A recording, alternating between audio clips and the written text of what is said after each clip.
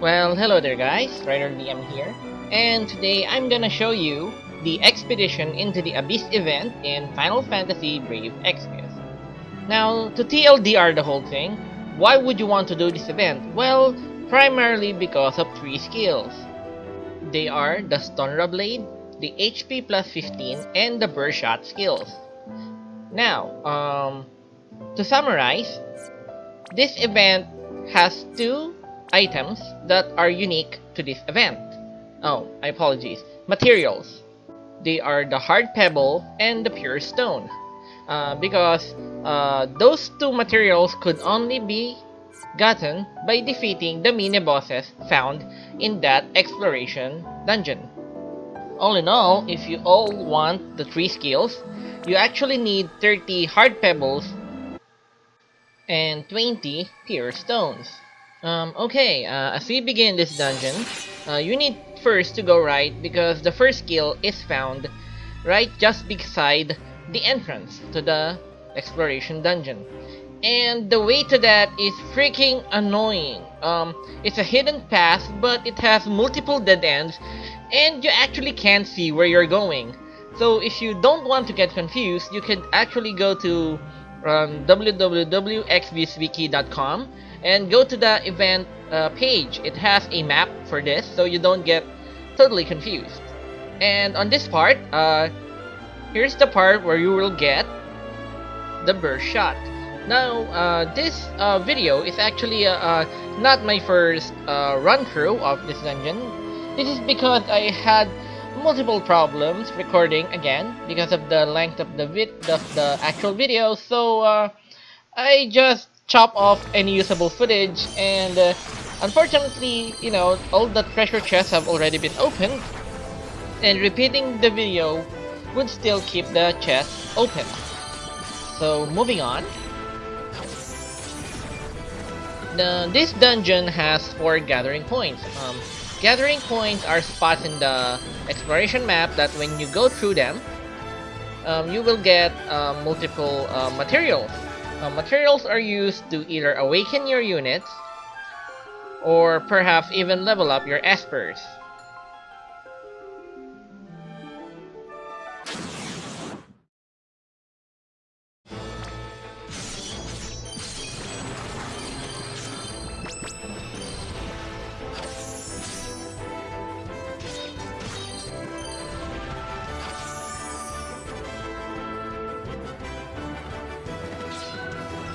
And the treasure chest that I've just shown you here actually drops the Phoenix Down. You know, Phoenix Downs are actually pretty, let's just say, really rare in this game. There's no place that you could create them, even as a recipe for now. And there are no stores that actually sell these items. So, I guess you should use them when you are really in a pinch.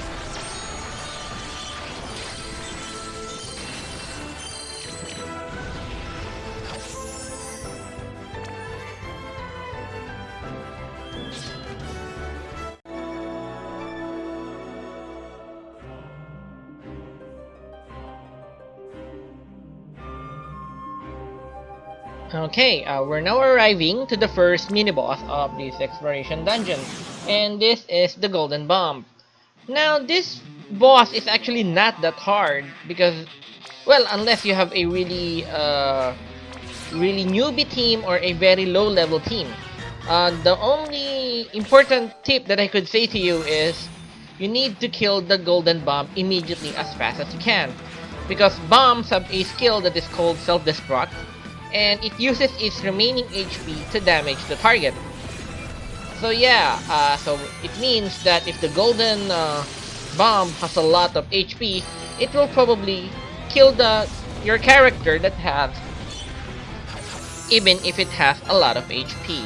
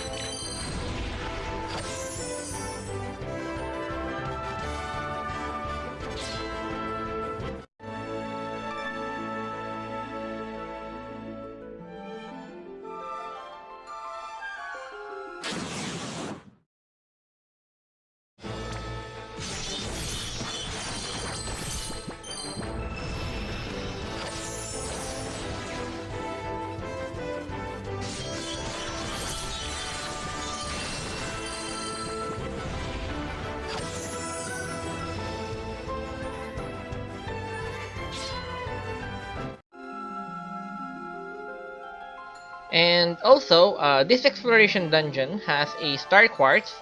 So to find that, you need to go this way. Actually, there is a red herring secret path earlier on the level, but it leads nowhere. So that's important to know. Rather than getting confused on where to go, at least you know that it's a fake path, and the correct path to get the star quartz is in this part.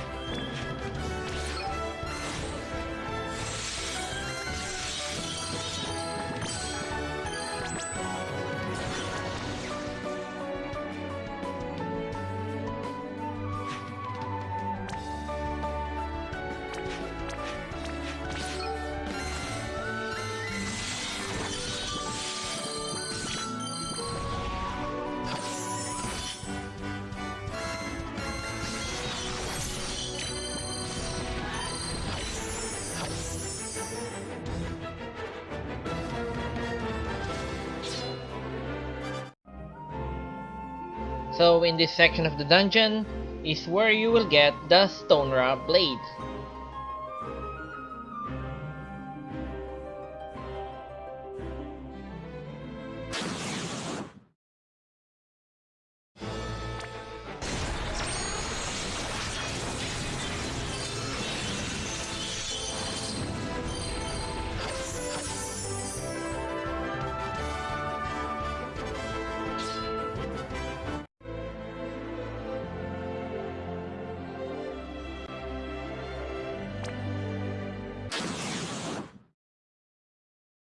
So here we go to the second boss of this dungeon, Aincel. Now this boss is a doozy.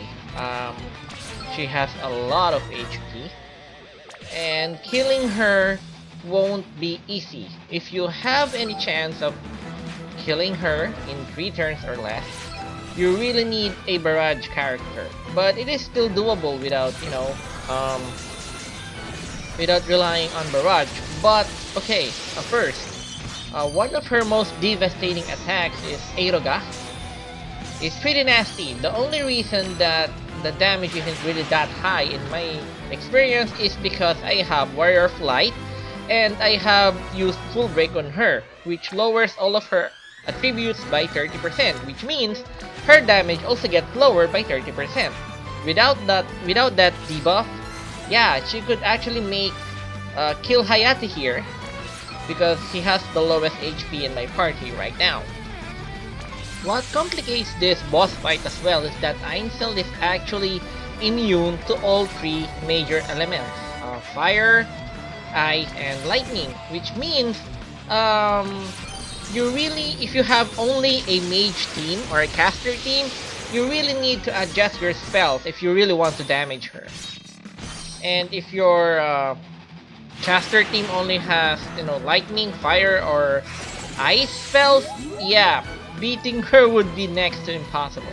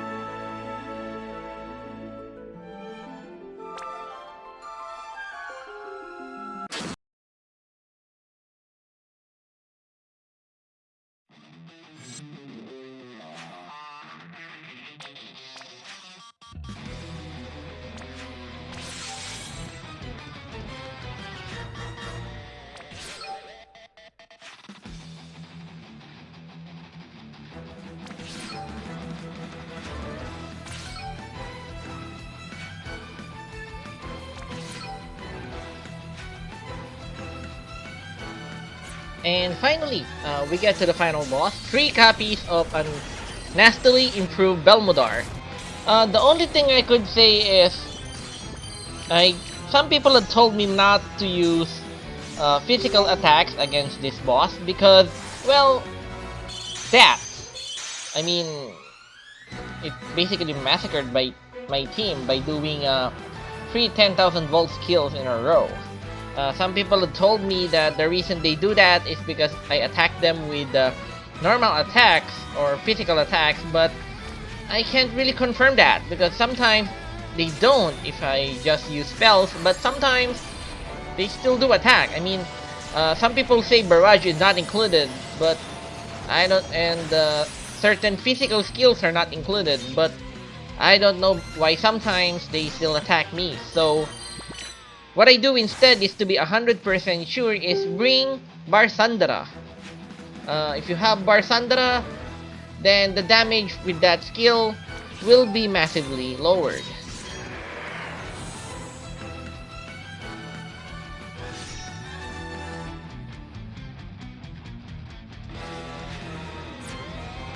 Yeah, beating that run would actually be considered unbelievably lucky.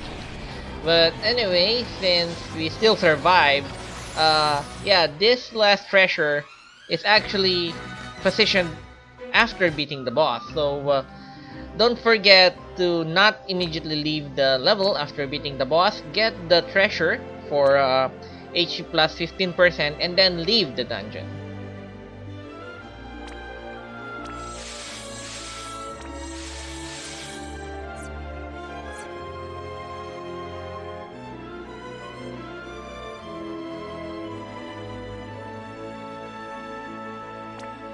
So that finishes the expedition dungeon into the abyss.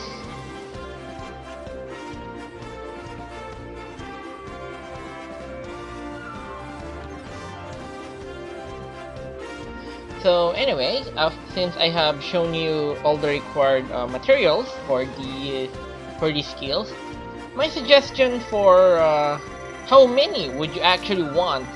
Well, to be honest, since the event would be running for at least 2 weeks, if you're really good or fast, perhaps you might be able to create at least 4 HP plus 15s, the most desirable of the bunch.